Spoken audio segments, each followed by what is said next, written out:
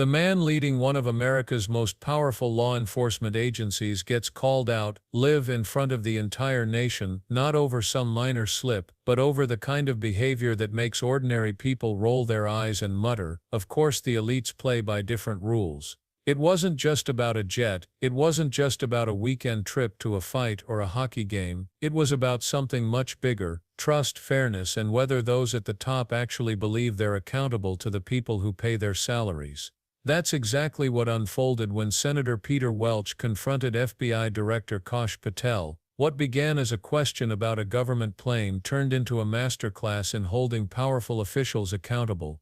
Welch grounded the hearing by reminding everyone that political violence, whether from the left or right, is tearing the country apart. At the outset, I just want to say what I think all of us believe, and that is that the political violence that is so afflicting our country, it doesn't matter whether it's from the right or the left. I mean, all of us have an obligation to fiercely advocate for our point of view.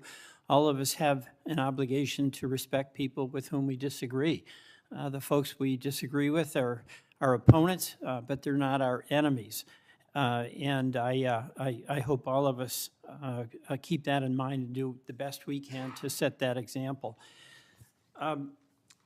I want to congratulate the FBI. I want to congratulate the Utah state and local law enforcement for the very good work that it did in apprehending the violent assailant of Charlie Kirk, and that is a terrible, terrible tragedy.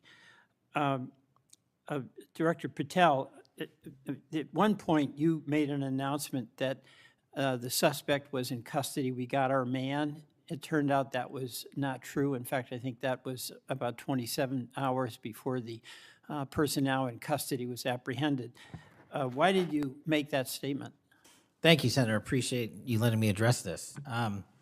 What the FBI does is not just locate and find suspects, but we also participate in eliminating subjects. And what we had at the time was a subject in custody in relation to this investigation. So in my commitment to work with the public to help identify subjects and suspects, I put that information out. And then when we interviewed him, I put out the results of that.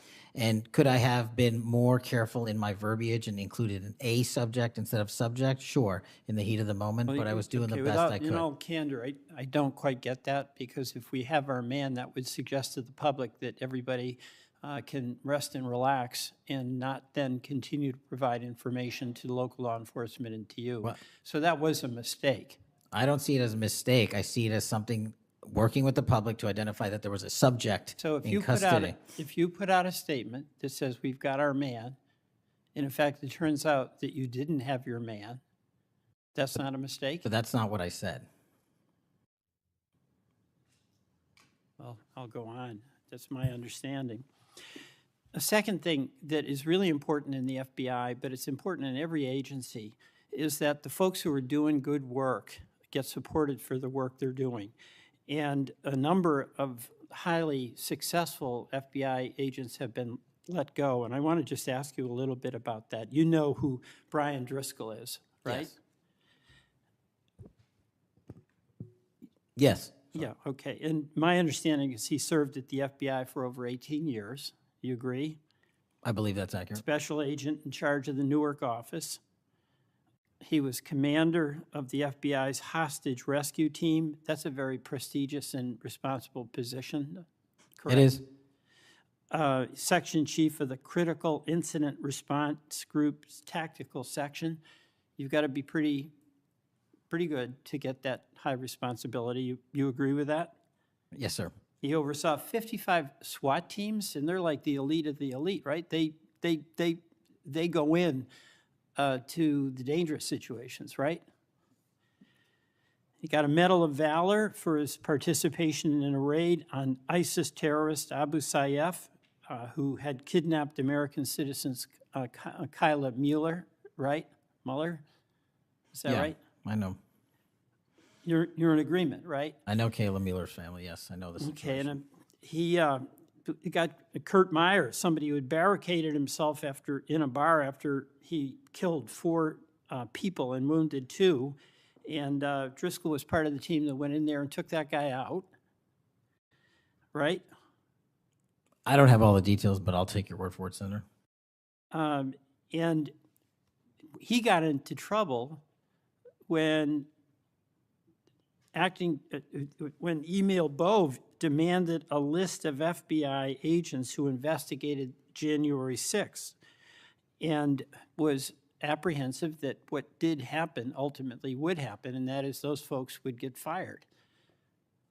I mean, do you agree with me that a boss who stands up for his subordinates when they did the job that was asked of them is a stand-up person and somebody to be admired? Generally speaking, yes, sir. Pardon me? Generally speaking, yes, sir. But Driscoll got fired, right? Again, that matter is under litigation, and the matter you referenced occurred before I was Okay, but director. let's just keep it really narrow here. He's fired, right? Yes, he was terminated. And he has to be, there's somebody communicates to him that he's terminated, correct? That's my job. That's your job. So you communicated to him that he was fired. I did. So, you know, I have a hard time with this because that record suggests to me that this person is like worthy of consideration for the Presidential Medal of Freedom, and he got fired. But there's also a record of other information that was available, and now that this matter is pending litigation, we will get that out in due course. But as you can this agree, so-called, so you've got, quote, other information that you see as a valid basis to fire somebody who, from what I can tell, had an absolutely outstanding record and who crossed the threshold of getting in trouble because he was standing up for agents serving under him who did work that was assigned to them that happened to be related to the January 6th uprising. again, you're correlating based on your information the reasons for his termination, and I'm telling No, you, that's there's- right. Let me ask you another question. You know, when you were here, you were rightly critical, not here actually, I guess it was on Cash's Corner. You were rightly critical of the way that the previous FBI director used the FBI jet. And you said you wanted to ground Chris Wray's private jet travel that he pays for with taxpayer dollars to hop around the country. Let me ask you this. You know, on the weekend of, according to flight tracker data, on the weekend of March 7th, an FBI plane flew round trip from D.C.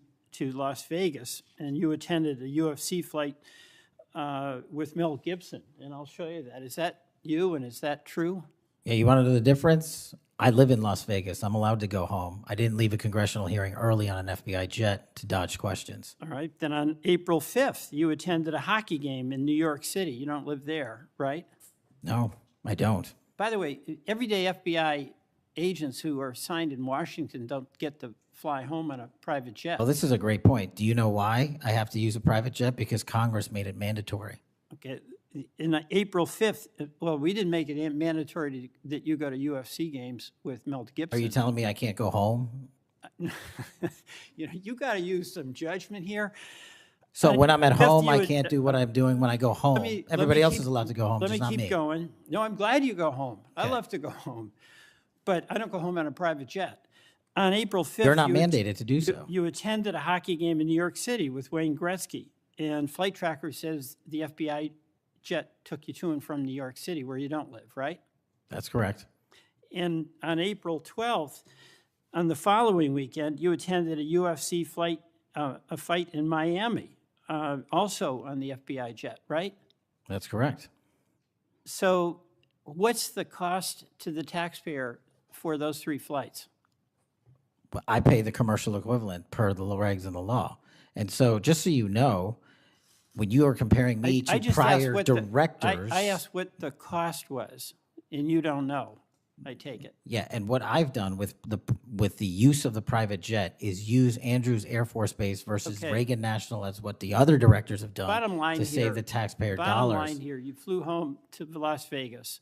There's nobody else in the FBI who gets paid. They have to pay their own way if they want to go home, right? I mean, right?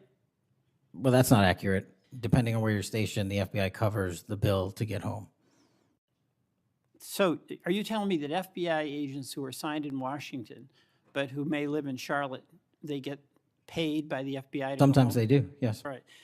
Another thing I want to say is this. You know, our local law enforcement has been stiffed. About $500 million in COP grants have been taken out of the budget. Those really help us in Burlington. They help us in Rutland. They really are important. And why in the world would we be cutting those COP grants when we need that local law enforcement, in part to partner with you? Well, I Do think you you're speaking. support that? I think you're speaking to the Department of Justice grants, which I don't adjudicate, but also Vermont, just like every other state, has received a plus-up of FBI personnel. Well, I'll tell you, that's not what we're seeing. The other thing, my understanding is that there's a requisition or an effort to get another plane for the FBI that would cost about $72 million. Is that right? That's inaccurate. The FBI, because the jet, as you call it, is not my jet. We use it for operational needs. We use it for FTOX. We use it for HRT. But that's the one you fly in, And right? we have multiple fixed-wing assets, and one of them is on a wildly expensive lease that I deemed a waste of money, and I'm looking for a replacement in which the government can procure assets permanently. Well, I would welcome you submitting to this committee the cost information about the jets that are under consideration. And according to our research, the specifications that are included in this request would result in an expenditure of between $72 million and $80 million. That's So inaccurate, but I'll happily get you the right I numbers. welcome getting the specific information. Absolutely. Thank you, Mr. Chairman. I yield back. His words were calm, thoughtful, and rooted in something we rarely hear in Washington, the idea that opponents aren't enemies and that public service is about respect. But that moment of unity quickly turned into a clash because Patel's answers revealed something that cuts much deeper than political labels. For viewers at home, this wasn't just another hearing. It was a glimpse into how the people in charge see themselves and how far those expectations drift from what the public actually experiences. Welch's line of questioning pulled the curtain back on choices that send one loud, unmistakable message: there's one set of rules for everyday Americans and another for the people at the very top. The first crack in Patel's credibility came with his handling of a tragedy. After a violent attack on public figure Charlie Kirk, Patel publicly declared, "We got our man." Only problem, the suspect wasn't in custody. 27 hours later the truth came out. Welch hammered down on the obvious: if you tell the country the danger is over, people relax. They stop calling in tips, they stop paying attention, they trust that law enforcement has it handled. To the Senator, Patel's explanation that it was just a matter of wording wasn't good enough, because leadership is about precision, leadership is about being careful with the truth. And in that moment Patel chose speed over accuracy. But Welch didn't stop there. He brought up Brian Driscoll, a name that might not mean much to most people but should. Driscoll spent more than 18 years in the FBI, climbing to some of the most prestigious positions available. He commanded the hostage rescue team. He oversaw 55 SWAT teams, the elite of the elite. He earned a Medal of Valor after helping bring down a terrorist who had kidnapped Americans. In another case, he personally engaged in taking out an armed killer barricaded inside a bar. This is the kind of agent Hollywood movies are made about: a man who went into the most dangerous situations and lived to tell the story. And yet Driscoll was fired. The reason, according to Welch, it came after he pushed back when a list of agents involved in January 6 investigations was demanded, agents who sure enough eventually lost their jobs. Welch framed it simply: a boss who stands up for his subordinates, who protects the people under him for doing the job they were ordered to do, is the kind of leader we should admire. Yet Patel, by his own admission, delivered the message that Driscoll was terminated. Suddenly the contrast was glaring. The man who risked his life on the front lines was shown the door, while the man sitting at the top was busy defending his own perks. That's where the jet came in. Welch switched gears and pointed directly at something tangible, something every taxpayer could understand: travel. Flight tracker data showed that Patel used an FBI jet to attend a UFC fight in Las Vegas with actor Mel Gibson, to show up at a hockey game in New York alongside Wayne Gretzky, and to sit ringside at another UFC fight in Miami. Not once, not twice, but on multiple weekends. When confronted, Patel defended himself by saying Congress made it mandatory for him to use the government jet. He insisted that he pays the commercial equivalent cost. But Welch, speaking for every working-class American who has ever had to book their own flight, called it out. Ordinary FBI agents don't get taxpayer-funded flights to go home. They don't get a private plane to take them to sporting events. They buy their own tickets, they sit in coach, and they deal with the same delays and crowded airports as the rest of us. Yet the man at the top, he's flying private, rubbing shoulders with celebrities and justifying it all as business as usual. This wasn't about legal loopholes or congressional rules, it was about optics. Because in public service, perception matters just as much as policy. When Americans see their leaders treating taxpayer money like a personal perk fund, the message is clear: there are two Americas, one for the people who grind every day to pay the bills, and another for the few who live above it all. Welch didn't let it slide. He pressed Patel on the deeper question: if the FBI can find room in the budget for luxury flights, why can't it protect the budgets that actually matter? That's when Welch pulled out the $72 million figure. According to reports, the FBI was looking into acquiring another plane, one that could cost between $72 and $80 million. Patel tried to deflect, calling those numbers inaccurate, but Welch's point was bigger than the price tag. Local police departments, including those in Welch's own Vermont communities, had just lost $500 million in COPS grants, funding that supports officers' training in essential safety programs. In plain English, money for jets is on the table, but money for keeping neighborhoods safe isn't. If you strip away the politics, it's a question anyone can understand: what should come first? Boots on the ground protecting families, or high-priced aircraft so officials can fly in style? Patel insisted the planes were for operational needs, but that didn't erase the image of UFC fights, hockey games, and celebrity hangouts on the taxpayers' tab. The bigger issue here isn't just about one man's travel habits, it's about credibility. Welch made sure the public understood that trust is fragile. Every time a leader bends the rules, every time they use their position for convenience or perks, they chip away at the faith people have in institutions. And once that faith is gone, it's nearly impossible to rebuild. Think about it: a decorated FBI agent is fired after standing up for his team, while the director gets to fly to Las Vegas with movie stars. A premature announcement about a violent suspect leaves the public misinformed, but the explanation is brushed off as just wording.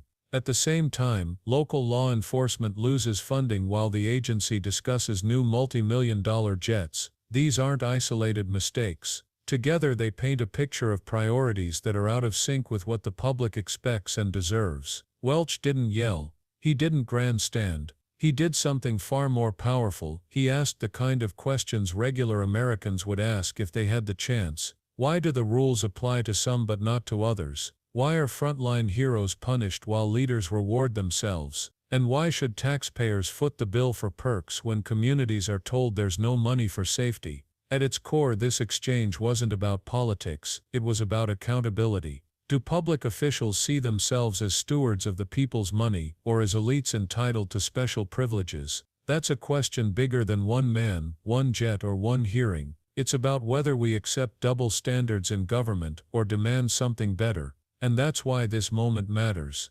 Welch exposed a truth that too often gets swept under the rug. Leadership isn't about perks, it's about example. The FBI director doesn't just run an agency, he sets the tone for thousands of agents across the country. And when the tone at the top looks like entitlement, it trickles down. It feeds cynicism. It makes people wonder whether anyone in power really plays by the same rules as the rest of us. So here's the takeaway: this wasn't just a fight over a jet, it was a fight over fairness, over whether those in charge live by the standards they impose on everyone else. Welch's questioning reminded us that accountability isn't optional, it's the foundation of trust in government, and when that foundation cracks, the whole house starts to shake. Now the question is yours: should officials be allowed to use taxpayer-funded jets for personal events like UFC fights and hockey games, or should stricter rules be put in place to protect public trust? Drop your thoughts in the comments below, I'll be reading them. And if you want more deep dive breakdowns like this, don't forget to hit subscribe, tap the notification bell, and give this video a like. Because these conversations aren't just politics, they're about the kind of country we want to be.